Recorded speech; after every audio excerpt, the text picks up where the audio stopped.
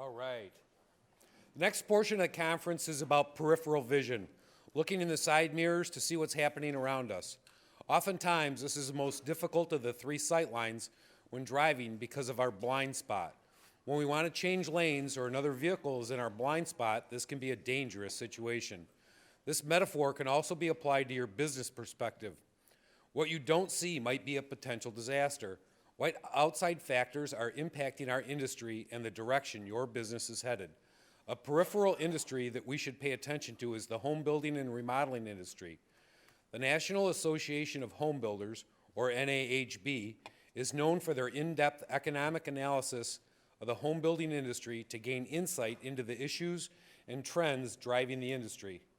I'm excited to announce that we've been able to secure one of their expert forecasters to share the latest data on the U.S. economy and the U.S. housing market and the NAHB's forecast. And you only get one opportunity to make a good first impression, so I'm going to try and not butcher this name. Danushka Nanayakkara Skillington is a NAHB Assistant Vice President for Forecasting and Analysis. She oversees the activities of the forecasting and analysis section of the economics group, which includes developing and maintaining national, regional, long-term, and remodeling forecasts.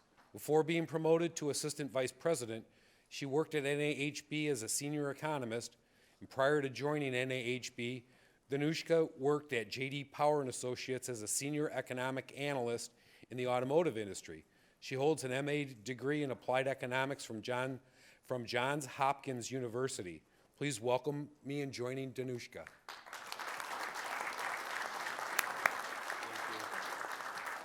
Thanks, Joe.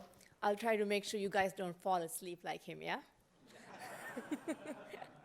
And I hope you brace yourself. It's 4:45. I need you to pay attention, okay?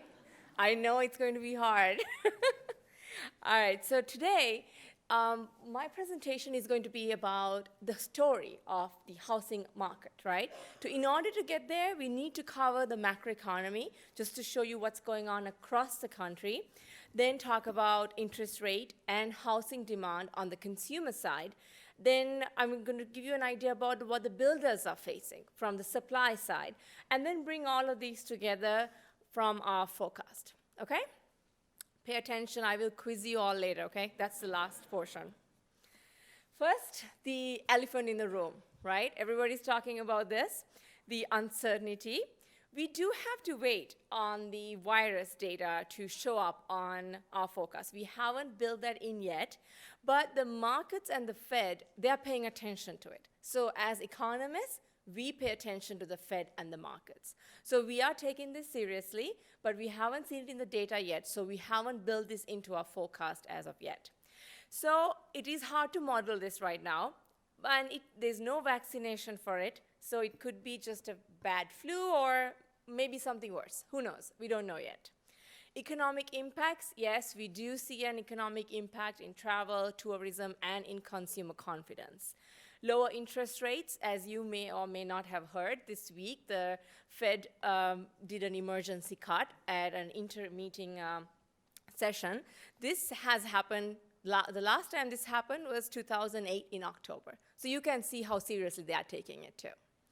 Supply side impacts, yes, because around 73 billion worth of products comes from China. So we do expect a backlog of the supply side issues. And declining consumer confidence, the latest data we have took the week before, the survey was done the week before this broke out in the US. So the next round, we'll expect the data probably end of this month, we would see a decline in consumer confidence. And what that means is the consumers draw back from spending money. They are they're not going to spend money on big ticket items, and their confidence on the economy, of course, drives the markets. And we do expect, because of this, a weaker mid-year kind of a slowdown, and then hopefully a rebound towards the end of the year. So that kind of gives you an idea what we are thinking in the context of the economy and the virus. So let's jump to my data part of the presentation. So GDP growth here, just to show you the data from 2000 onwards. So the average between the long term, between 1958 to 2007, has been 3.4%. Then the recession happened. Since then, we haven't seen the growth coming close to 3%. The closest we came was in 2008 at 2.9%. And that was because that was the year the new tax law passed. Last year, the year ended around like 2.3%. And this year, so far, we have the forecast at 1.9%. And for next year, 1.8%. But I think we are going to revise this down in the next run on our forecast.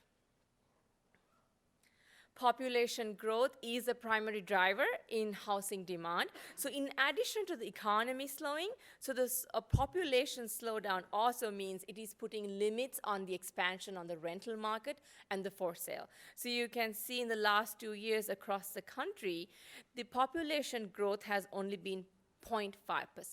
That is the lowest we've seen in decades. So this is because of births, the births are declining, but mainly it is driven by net migration. That's what's driving population growth down. So at the same time, the economy is a business cycle. So we are in the longest expansion in history right now. So before this, the longest expansion was in the 1990s. Employment is probably the bright spot on the economy right now. 2016, we got back to 100% levels of employment, and the unemployment rate is also below 4%. So we are back to full employment. So theoretically, what that means is if you're an employer, it is difficult to fill these jobs, and if you're an employee, you should be able to go and find a job. That's what this means right now. Just showing you the state level data. What here is, I know it's a very busy chart here, but how you read this is the red bars is where employment is right now, and the blue bars is where employment fell during the recession. So you see the 100% line. So 3 states, West Virginia, Wyoming, and Connecticut are the only 3 states that has not gone up to the 100% level. Every other state has recovered. Hourly wages are also at 3.1% growth rate year over year. But if you look at the 2007, so we haven't gotten back to the wages at that time, but we do expect and hope that the tight labor market and improved business investments will drive the wage growth a little bit further. This is the consumer inflation and core inflation. Core inflation means that we have taken the volatile food and energy prices. We do expect these to be around 2% of that's the target rate for the Fed as well. Speaking of the Fed, so reacting to the growing demand and supply side of the impacts of the virus, the Fed reduced the Fed fund rate this week to 1 to 1.25. So we do anticipate there will be another rate cut for the April meeting, and maybe one more towards the later of the year, depending on how the economy is doing. Last point I want to show you on the macroeconomy side is the 30-year fixed mortgage rate. So this chart is clearly wrong right now, because this week the 30-year mortgage rate is at 3.4%. That is because the 10-year Treasury hit below 1%. So it recovered a little bit yesterday, but that is driving the 30-year mortgage rate down. So we do anticipate the year to end around close to 3%. Just to give you context, like end of 2018, it was almost at 5%. So if you're looking to buy a house, this is a great time to buy a house, if you can find one. Good luck. So going into the housing demand, so consumer confidence, as I just said earlier, this survey was done just before the virus made the news in the US, so the consumer confidence was doing pretty well, actually. Next month, it might be going down. So, but you can see the consumers are feeling pretty good about the overall economic conditions. This is household balance sheet. So this shows debt as a share of disposable income. So mortgage debt has continued to go down since the recession times, and it is, and that's mainly driven by the fact that the home ownership rate is lower. Consumer confidence, consumer debt here since 2013 has started to actually overtake mortgage debt. Can you guess why? Yep, that's exactly why. So look at what is going on with the consumer debt levels here. Student loans, auto loans, and credit cards. These are the three primary consumer debt. So the auto loans are because of the 6 to 7 year no money down loans. That's what's driving the auto loan debt higher. But student loans debt is like 147 points higher right now. So these two types of loans are actually crowding out home purchases for the younger households. So this chart here, I've shown you the data we have is up until 2017. This breaks down what the loan balances at the age cohorts. So it's no surprise here, the under 30 cohort and the 30 to 39 holds the largest student loan balances. So combined, there is $1.6 trillion of student loans that the households are carrying right now. Theoretically, if you have a college degree, there's a potential to earn higher lifetime earnings. However, 1 out of 3 students entirely drop out without finishing their college degree. So this group of students have the student loans in there that they have to pay off, but won't have the high lifetime earnings to pay it off at the end of the day too. So this is a major concern. As economists, we think this is the biggest problem on the household levels. Household formations, before the recession, the average was around 1.3 million. During the recession, it went down to just about 500,000 households. Since then, the average has been 1 million. This here shows what is going on with the missing households, essentially, the share of young adults living with their parents. So the ages 18 to 24 is not a big concern because they should be in college. But the ages 25 to 34. So around 2000, it was around 11%. Right now, it is around 22% of young adults are living with their parents right now. So 5.6 million more young adults are living with their parents. So this could be cyclical. They might be waiting to find jobs or they're underemployed. Or this could be permanent. So good luck if you have your kids living with you. So don't say I didn't warn you. So this is the household formations just to show you what's going on in the own-occupied and in the rent-occupied market. And the shift here I want to show you is since around 2016, the own-occupied market has been gaining ground and the rent-occupied market has been declining.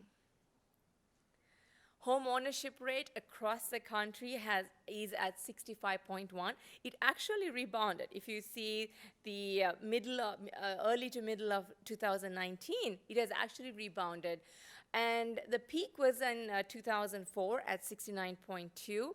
We don't think the home ownership rate is going to go up back to that levels. We think the new equilibrium is going to hover around 65%. At NHB, we did this research for the lifetime home ownership rate. So we used a longitude survey, and that survey is done by the census to track the cohorts, the same cohort between the ages born between 1979 to, and they tracked them for 37 years. So they found out at some point in their lives, 9 out of the 10 people in that age cohort owned a home. So the lifetime home ownership rate is 9 out of 10, but what we use in conventional research is the other home ownership rate that is at 65. This is the geography of the home ownership rate, and I don't think this is any surprising to any one of you that the red areas, the red shaded areas are the ones that have lower home ownership rates, and that is in the coastal markets, and that is high cost areas. This is how we measure housing affordability. This is the NHB Wells Fargo Housing Opportunity Index. So 63 here means only 63% of new and existing homes are affordable to a typical family making the $75,000. So we have a affordability crisis in this country where the young people the entry level, they're having a shortage of underbuilding in this, and they cannot afford these homes. And this is the map that shows you the darker shaded areas are the ones that are least affordable, and the lighter shaded areas are the most affordable regions. So again, coastal areas, not a big surprise, but look at Fort Collins in Colorado and Boise, Idaho. The population migration happening from the west have made these metro areas also not affordable anymore. So we do some surveys on generational preferences, and this is the first generation of preferences on the Gen Zs that we have. This is the age group born between 1998 to 2013. They are similar to millennials, and more than half the Gen Z adults are motivated to make money. Who isn't, right? And have successful careers. But look at the last one. They also want to be famous. So maybe the YouTube effect. This is the S&P Case-Shiller National Home Price Index. The home prices are expected to contribute to, is expected to rise because of the mortgage rates being lower, so the demand is higher, and the tight inventory, so the supply is low. So this is, the prices are pushed up because of a classic supply-demand issue right now. And this is to show you the gap between the home price of a new and existing home. So the gap has narrowed because of the tight inventory and because of the tight inventory in the new home sales, because the home builders are actually using some price incentives to attract the younger buyers to buy new home sales. This is the existing home sale market. It has rebounded and in 2019, and we do expect the growth to actually slow down because of the low inventory in existing homes. And new home sales have been supported by the low interest rates, and you can see that it has been doing pretty well in the last few quarters. So that gives you an idea about the macroeconomy, the housing demand, monetary policy. So I want to now talk about the supply side, what the builders are saying, what they are facing. So this is a survey that we ask once a year. What are the issues that you faced last year, and what do you expect to face this year? So majority of them said the cost and availability of labor, building material prices, the cost and availability of developed lots, and the regulatory fees are the top issues that they are facing right now. Labor in manufacturing industry, there is 360,000 open jobs as of December. So the manufacturing industry actually continues to face a labor shortage. But at the end of 2019, they might have turned a corner because you can see that the job opening rates actually declined. So they might have had some hiring. The same is in here in construction too. So there are 239,000 open jobs in construction. This includes residential and non-residential. A few of the reasons that the job openings rate is so high is the fact that the Great Recession was just devastating. So many home builders left the labor force for good. And it's an aging labor force too. Young people are not interested in coming into the labor force. And women only make up 9% of construction labor, when women make up almost half the entire labor force. So these are some of the issues that we've seen persistent labor shortages in construction. Building material prices growth, this increased 1.5% in 2019, and this is the slowest year-to-date growth in 4 years. This is because of the decline in lumber prices. So you can see the lumber price decline, and it was just a roller coaster in 2018, and we do expect the price growth to kind of slow down in the next year. Regulatory cost, this is what, as a share, the regulatory cost for a single family home is almost 25% of the home price. So 10% during construction and 15% during development. So in a dollar figure, the regulatory fees went from $65,000 to $85,000 between 2011 and 2016. On a multifamily development cost, it is the average is at 32 and could go as high as 42% of a multifamily development cost. Lots shortage. So this is a survey that we do, and we ask the builders, if they're having a lot shortage. So 2/3 are saying that there's a shortage of lots happening. So before the recession, you can see the housing starts, that's in the blue shaded area. There was a heightened activity. But since the recession, the housing starts has not rebounded, but the lot shortage has continued to be an issue for the builders.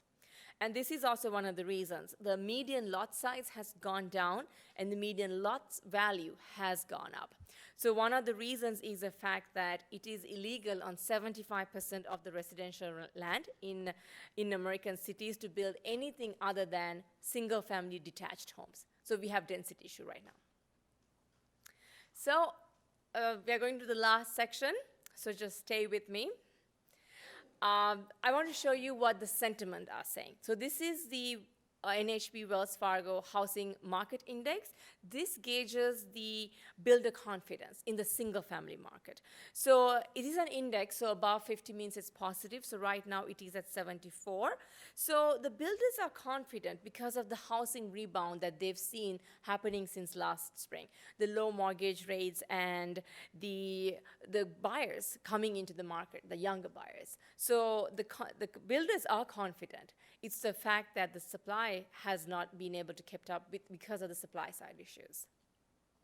Before I go to the forecast section, I want to show you, this is the single family starts by the decade. So you can see in 2010, right, that decade, starting from 2010 to the end of 2019, there was 6.8 million single family home starts. But look at the prior decades. We are building at around 50% under building right now. And when you adjust it to population, 1980s, the 90s, and the 2000 decades, we're building around 41,000 for the starts. But right now, it is half the capacity. And that's mainly it's because of the underbuilding, is because of the affordability burdens. And also, one of the biggest issues that this decade has been different to the prior decades is that we are lacking the entry level, the starter homes that the majority of the younger households needs. We are missing that. So this is one of the reasons that we are seeing the underbuilding happening in this decade. So there are 3 pillars for housing: single family, multifamily, and residential remodeling. So we do forecast for all 3. So I'm going to walk you through the 3 markets here. The single family starts fell 80% during the recession. And you can see the huge drop, and we have not recovered. 2018, we expect, the starts were around 873,000 units. 2019, around 895,000 units. And we do expect 2020 to be around 930, and next year around 935. We should be building at around 1.1 to 1.2 million single family to keep up with population. But we don't anticipate the single family starts getting to 1 million because of the supply side issues that I mentioned. And this here shows you the permits, year over year permit. So you can see here, roughly around half, only 19 states and the District of Columbia had positive growth rates for permits. And permits as a very important indicator for us because this shows future building. And you can see the big states around, across the country have major, big declines. So permits are not being kept up with the demand as well. This is to show you where the single-family housing starts are. So just like in the payroll, the state level, so 100% line is the red line. Only 8 states have recovered in single-family building. All other states are below the 100% line. And the US, you can see, is just above 70. So we desperately need single-family starts to recover. Modular construction, there's a lot of hype about modular construction and panelized construction. Modular construction only makes up 1.4% of the single-family market. Panelized construction, only 1.8%. So together, they are around 3% of single-family market. Townhouse market, on the other hand, we do expect growth in this market, simply because On a production side, this is around 2,000 square feet. So it is a lower cost of production. And on the demand side, the younger millennials and the younger households, they want to, like these urban villages where they can walk to work, like go out to eat, see movies. So we see this market having a lot of potential. Right now, it's around 12% of the single family market. We do expect it to go to around 14 to 15%. But what changes is the generational preference. Even though millennials are all hipster and all that, or everything, right? Once they get married and they have kids, they want a single family detached home with a yard. So where is that? In the suburbs. So they all want that. So they'll start off with the townhouses, but they all want the American dream, essentially. Custom building is around 19% of the single family market, and we do not expect much growth in this area. Single family built for rent, niche market, it is less than 5%, and here again, we do not expect much growth. So that covers the single family. So now let's go on to the multifamily. So this is the multifamily production index that gauges the builder confidence in the multifamily market. So it is at 49 right now. And like I said, it's an index, so above 50 means positive, so it's slightly below, but it is also consistent with the movement in the multifamily starts. So multifamily starts fell 76% during the recession. Unlike single family, multifamily has actually peaked. So 2019, it was above 400,000 units. So this is why you see the very flat growth rates for the next couple of years, simply because it has peaked and we expect it to slight slowdowns in the next couple of years. Within multifamily, the growth has taken place in the 50-plus unit area. So in 1999, it was around 10% of market share, but right now, it's actually over 50% of the multifamily market share. The final pillar of housing is residential remodeling. 2017, you see the growth rate at 20%, stronger than average.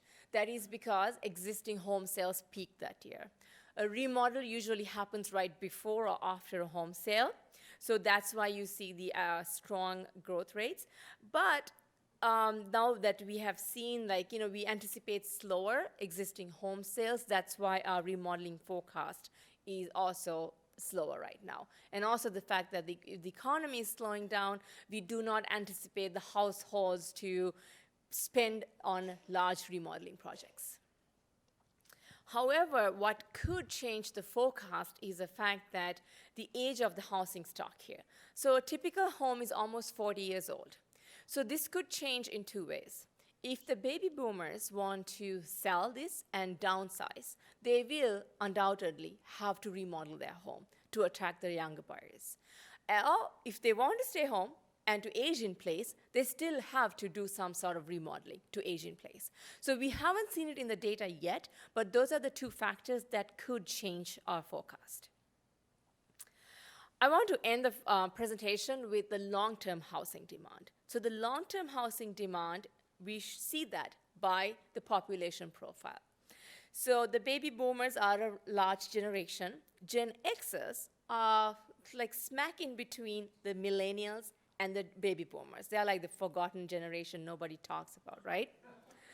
However, they are the majority of the new home buyers.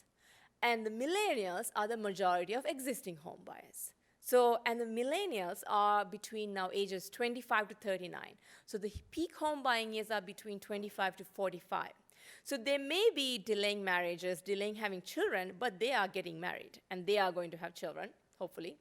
So they will need houses. So there is a pent-up demand. We anticipate this for years to come. But the question is, can the builders rise up to the challenge to build these homes for them? And then you see the Gen Zs are coming right behind. And that is a smaller cohort compared to the millennials. So the question is now, in 20 years, 25 years, when they are ready to have their own homes, the demand will actually, I think, we might go down. That could be, then we might have an excess of housing stocks if the builders are actually building to meet the demand of the millennials, and then now we have more homes than the generation that follows. All right? Any questions? Yes. When it comes to your affordability index, Hang on one second. when it comes to affordability, that index, does that take into account real estate taxes? Yes. It does, okay. Yes. Yes. So the Fed lowered rates just a couple days ago, but it's not necessarily a demand side issue. Everybody still wants to buy stuff. The question is more of a supply side, like nothing's coming out of China. What possible remedies do you see, perhaps coming down the road to address that? So the Fed cutting the rate was mainly to calm the markets, right? But the supply side issues, and also the Fed cutting the rate could help the businesses with their cash flow needs. So that is how the Fed can help on the supply side. On the demand side, the Fed can't do much at all. But the long-term consequences are going to be like, okay, businesses theoretically should have some inventory, but it's going to run out.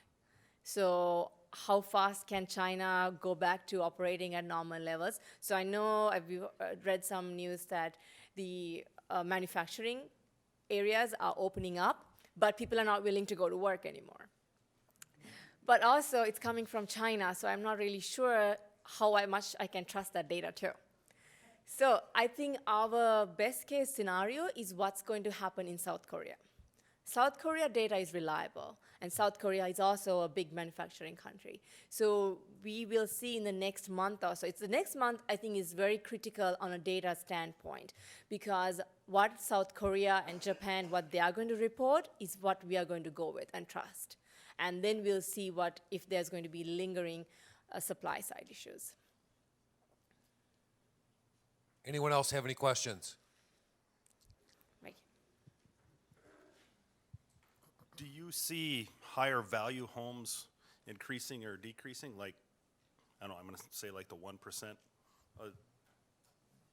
the quality of those homes versus the smaller homes. Does that make sense? Yeah, so the size of the homes actually have been going down now. The building, they're like the square footage is going down. But you're talking about the homes that the 1%ers own? Yeah, like you see like the curve, like for those people, are they still building or are they starting to drop off? They're actually not built. So we put them in the custom home building market, and it is very flat conditions right now, because most of the builders, what they want to build is for density, because that's where the demand is. Anyone else? Let's give Danushka a big hand.